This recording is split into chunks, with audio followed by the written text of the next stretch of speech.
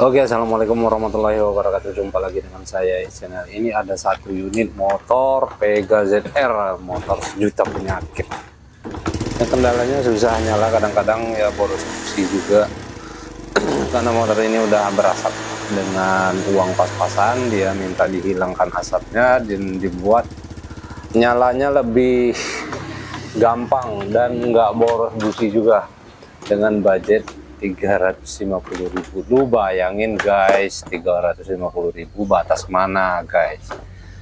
Ya karena saya orangnya baik hati, ramah tamah, ya kita kerjain aja lah dengan uang segitu. Daripada itu ya kasihan juga lah, karena dia kerjanya jauh ya kan, kerjanya jauh, katanya ya 2 hari sekali ganti busi, dan businya pun sudah diganti dengan D6 ini ya kawan-kawan. Busi D6 itu enggak setiap bengkel daerah saya nyetok, jadi susah tuh. Terlihat di sini untuk asapnya udah banyak sekali ya, dari lubang businya pun udah rembesan oli apa sebagainya. Pokoknya langsung aja kita bongkar-bongkar dulu, kita periksa-periksa. Yang jelasnya ya, kita walaupun dengan budget segitu ya niat hati ya cuman menolong ya, bukannya apa-apa ya, karena ya mau gimana lagi kan, kasihan juga ya, orang tua juga kan ya. Ini udah terbongkar semua untuk bagian bodi-bodinya, tinggal lanjut kita pembongkaran untuk mesinnya. Kita kerja cepat aja ya kawan-kawan. Mau dibilang cepat ya, kalau ngerjain kayak gini ya nggak juga bisa buru-buru sih, walaupun dengan dengan uang segitu ya kita nggak boleh gegabah juga, karena akan beresiko nantinya. Nih untuk bagian headnya seperti ini ya, kita lihat untuk headnya itu basah dengan oli, karena olinya sudah lewat, sudah gimana nggak mati busi terus kayak gini guys ya kan. Yang jelasnya boros, pasti boros sekali dengan busi. Kemudian juga motor ini nggak ada tenaganya juga. Dilihat sepintas di sini untuk boringnya nggak terlalu ada lecet baret, tapi kalau di sini yang jadi pertanyaan saya, kok pin pistonnya susah guys, keras kayak terkunci seperti itu ya. Terpaksa kita menggunakan tracker ya, karena kelamaan kalau mau dibelah-belah biasanya juga saya belah. Jadi untuk yang nggak punya alat tracker seperti ini ya saya belah untuk tutorial, nah kayak gitu.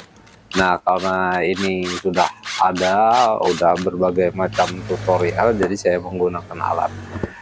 Nah ini untuk pistonnya juga di sini nggak terlihat seperti baret-baret atau kekeringan oli, enggak ya guys, karena olinya selalu dia kasih oli oli bekas.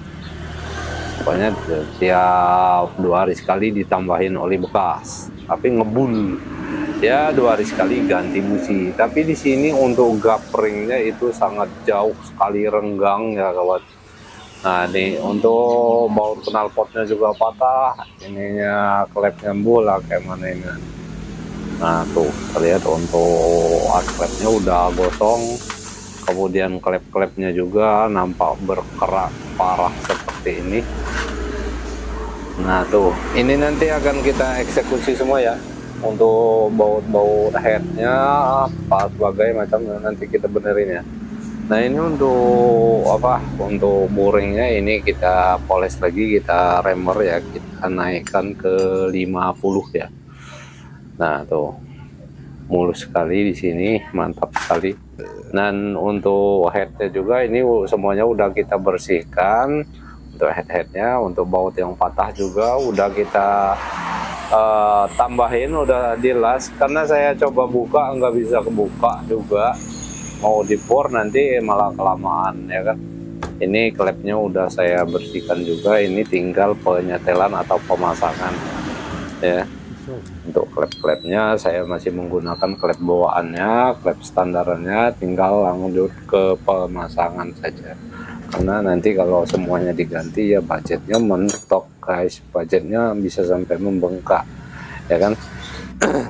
Ini udah terpasang untuk silk klipnya. Saya bukan apa ya, saya nggak punya alat untuk memasang klip pengunci klep, jadi saya masih menggunakan manual, menggunakan karet, dengan cara ditekan saja. Dan saya juga nggak bisa menggunakan seperti banyak postingan menggunakan tangan, menggunakan jari, enggak lah, daripada nanti mencelat kemana-mana kuku klep atau klipnya malah jadi kerjaan lagi ya kan. Nah ini udah terpasang, udah bersih, udah rapi semua. Ini tinggal kita lanjut ke pemasangan piston. Nah di sini pistonnya saya menggunakan piston original ya, piston asli.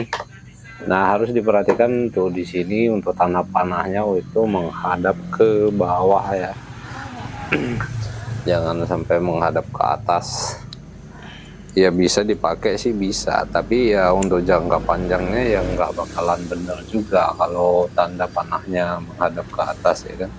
Sering juga saya temui seperti itu guys. Nah ini lanjut kita pemasangan ringnya.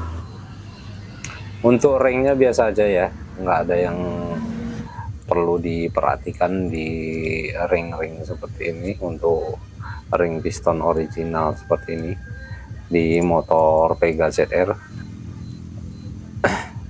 ini kita pemasangan secara hati-hati ya, supaya nanti malah kalau patah jadi apa lagi, nambah-nambah lagi. Ini untuk ring yang warna hitam itu posisi apa, kompresi 2 ya, biasanya ada warna hitam, ada warna kuning, yang jelas ada tulisan di sana T1 dan T2 seperti itu ya. Ini karena yang T2 ini sedikit tajam, bukan sedikit tajam, memang tajam. Beda dengan top 1 atau kompresi satunya itu sedikit apa, tumpul, jadi nggak gampang ngegores untuk bloknya. Nah ini langsung kita pasang. Nah jangan lupa untuk diposisikan terlebih dahulu untuk gap-gapnya. Kalau saya biasanya dalam satu dinding itu ada 2 gap ya, beda dengan teman-teman yang lain. Gap-gapnya satu dinding itu bisa sampai semua gapnya di situ, cuman digeser-geser aja. Tapi kalau saya enggak, dalam satu dinding itu ada 2 gap. Jadi resiko untuk berputarnya itu sangat jauh untuk kompresinya ya, untuk mengeluarkan oli. Nah ini langsung kita pasang. Kenapa saya jadi selalu suka pasang di bawah? Jadi lebih gampang kalau menurut saya mah pasang di bawah ya. Pasang dulu pistonnya ke blok, jadi nggak capek-capek mencet-mencet, naik turun. Nah bagi saya lebih gampang seperti ini guys. Ini langsung kita tekan, langsung kita pasang aja. Untuk pennya lebih enak plug and play kayak gitu. Nah jadi kita nggak usah lagi ribet-ribet ngurusin ring piston. Ini klip pengunci juga, bagi yang nggak biasa silahkan ditutup untuk lubang ringkasnya. Nah kalau saya udah nggak itu lagi, nggak peduli, walaupun masuk juga, udah pernah masuk saya biarin aja, karena klip pengunci ini nggak terlalu berpengaruh bagi saya sih. Yang penting kepasang ya kan, kalaupun dia mencelat kemana-mana ya tinggal ganti, gampang itu urusan saya. Nah tapi ya jarang juga sih ya, paling-paling hilang kalau saya itu. Nah ini klipnya udah terpasang, udah masuk ya. Oh, untuk yang nggak biasa jangan ditiru lah cara pemasangan gap saya seperti ini. Silahkan ditutup lubang ringkasnya kalau takut. Nah, kalau saya nggak takut, bodo amat ya kan. Dia juga kalau masuk ke dalam dia nggak bakalan nyelip, dia akan mengendap di bawah ya. Paling-paling nanti pas pembuangan oli dia berujul keluar sendiri. Nah ini tinggal kita masukkan, tinggal kita tekan saja. Nah untuk karet tensioner atau bantalannya harus diperhatikan juga ya, awas jangan sampai nyelip ya. Kalau nyelip ke bagian gear sentrik bagian bawah itu nanti malah protol guys, protol semua, rantainya nggak bisa kenceng juga. Oke, untuk perpa kaleng atau pipa kompresinya itu nggak usah menggunakan lem kalau dia baru ya. Kalau dia baru nggak usah menggunakan lem, jadi dia masih lekukannya masih sempurna. Oke, kecuali yang udah bekas. Kalau yang udah bekas silakan kalau mau menggunakan lem, ya kan. Ini sudah terpasang semua, ini tinggal kita pasang, tinggal dipasang. Pasang dengan hati-hati lah, jangan sampai sampai pokoknya gitulah. Yang jelasnya kita kerjanya hati-hati, walaupun uangnya sedikit kita harus kerja profesional, jangan sembarangan. Gara-gara uang sedikit nanti nama kita bisa jadi jelek guys. Iya, saya kerja di saya benerin di sana. Udah kayak gini udah nggak bener. Padahal ya kayak gimana lagi, kalau dipikir-pikir uang 350 ya kan, beli piston aja udah berapa, kemudian belum kita quarter, belum lagi packing. Nah kan kalau dipikir-pikir mah ya nggak usah dipikirin. Ini kalau untuk pengencangan bau tusuk sate, bau trengkes, bau naon, iya mah entahlah. Itu perhatikan topnya harus lurus ya, harus lurus. Kalau itu silakan dicolok lubang businya, posisi TMA di atas atau piston berada di atas, baru dipasin untuk top centric atasnya. Gear timing gear apa itu, ada setiap daerah beda-beda lah ya. Jelasnya ini harus lurus, harus pas kawan. Kalau enggak nanti ya bisa nabrak. Kalau enggak nabrak ya dia enggak normal kayak gitu.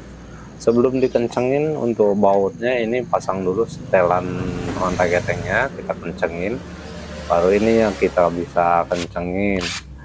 Jangan menggunakan impact bagi yang nggak biasa. Oke.